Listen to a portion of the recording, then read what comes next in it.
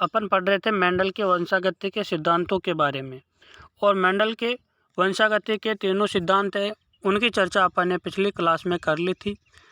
Mendel की वंशागति का प्रथम नियम है प्रबलता या प्रभाविता का नियम।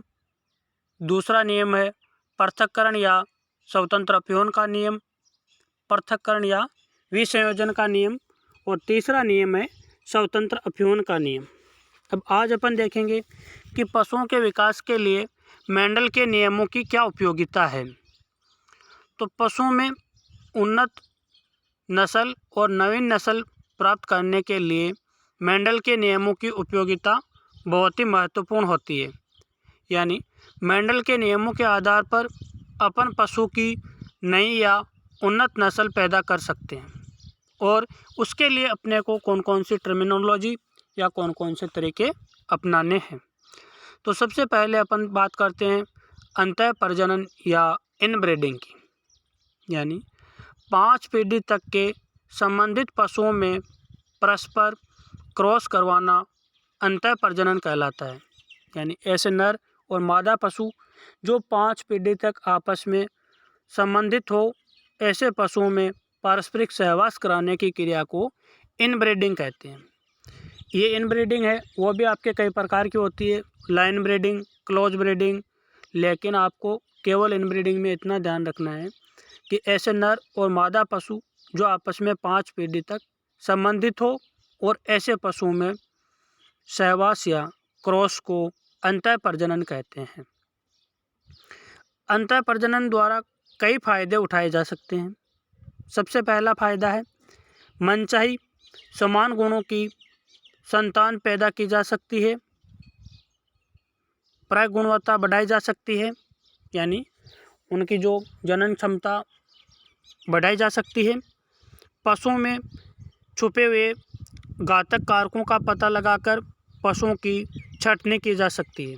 यानी लगातार अपन इनब्रीडिंग करवाएंगे तो कई बार पशुओं में ऐसे हानिकारक लक्षण या जीन होते हैं जिनका प्रभाव एक पीढ़ी में नहीं दिखाई देता है, लेकिन दूसरी पीढ़ी में उनका प्रभाव दिखाई देता है। तो लगातार इनब्रीडिंग या अंतः प्रजनन करवाकर अपन पशुओं को कलिंग या छँटनी कर सकते हैं और उस हानिकारक कारक या जीन की उपस्थिति वाले पशु को अपने फार्म से हटाकर उस पशु की नस्ल को उन्नत किया जा सकता है। दूसरा तरीका कौन सा अपनाना आपने? संकरण द्वारा। यानी 5 पीढ़ी के ऊपर असंबंधित पशुओं में प्रजनन को क्रॉस ब्रीडिंग या संकरण कहते हैं। अगर 5 पीढ़ी तक संबंधित पशु है, यानी नर और मादा पशु का आपस में कोई संबंध है और उनमें आपस में अगर अपन सहवास करा रहे हैं तो उसको अपन बोलते हैं अंतः प्रजनन। और यदि 5 पीढ़ी के ऊपर असंबंधित नर और मादा पशु है जिनका आपस में कोई संबंध नहीं है, ऐसे पशुओं में प्रजनन को संकरण या क्रॉस ब्रीडिंग कहते हैं। अब बात करते हैं संकरण के लाभ के। संकरण से या क्रॉस ब्रीडिंग से अच्छे और तेज स्फूर्ति वाले पशु प्राप्त किए जा सकते हैं जो कम खाकर अच्छा उत्पादन करते हैं। ये पहला लाभ हो गया। दूसरा है पशुओं की प्यूबर्टी उम्र कम की जा सकती है। यानी पशु कम उम्र में ही प्रजनन योग्य हो जाता है और पशुपालक को काफ़ी आर्थिक लाभ पहुंचाता है। अधिक कार्यक्षमता बढ़ाई जा सकती है। जो पशु को काम में लेने की क्षमता है या उसकी जो कार्य क्षमता है उसको भी संकरण द्वारा बढ़ाया जा सकता है। पशुओं में रोग प्रतिरोधक क्षमता बढ़ाई जा सकती है। यह आपके क्रॉस ब्रीडिंग के फायदे हो गए। नेक्स्ट आपका हाइब्रिडाइजेशन, और ये एक बहुत ही महत्वपूर्ण टेक्निक है।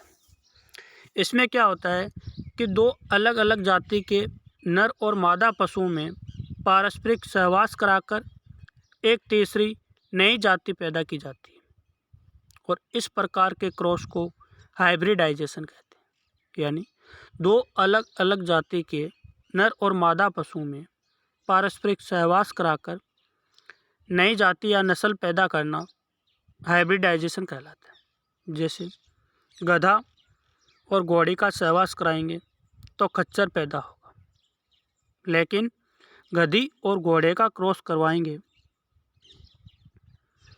तो हिन्नी पैदा होगी। यह आपके हो गया हाइब्रिडाइजेशन।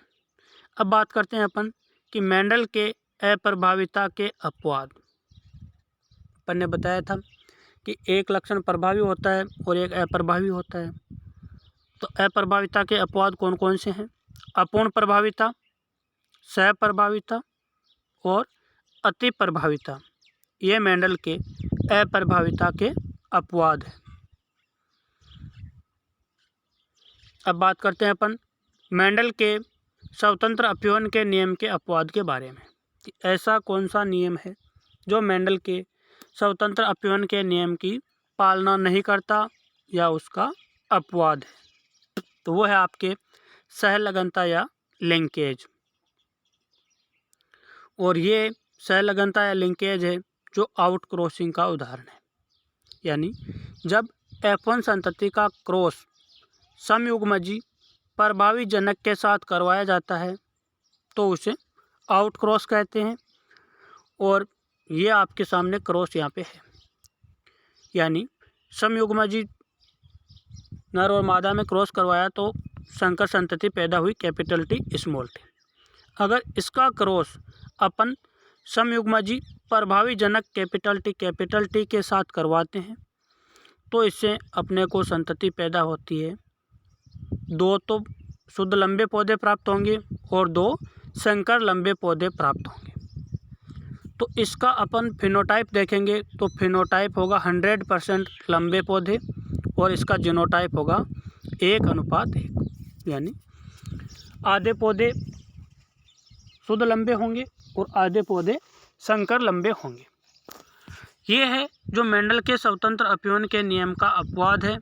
मेंडल ने अपने स्वतंत्र अपव्ययन के नियम में कहा था कि प्रत्येक लक्षण की वंशागति स्वतंत्र रूप से होती है, अर्थात एक लक्षण की उपस्थिति का दूसरे लक्षण की उपस्थिति पर कोई प्रभाव नहीं पड़ता है और दोनों लक्षण समान रूप से अपना प्रभाव दिखाते हैं।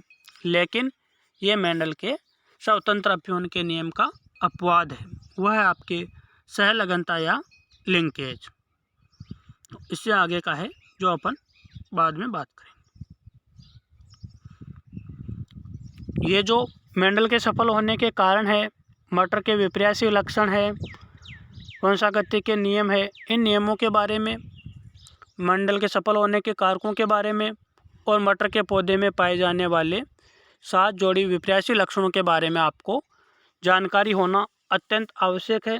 इसमें से कई क्वेश्चन आपको कई बार पूछे गए हैं और आगे भी पूछे जाएंगे। वो ये आपके बहुत ही इम्पोर्टेंट टॉपिक है।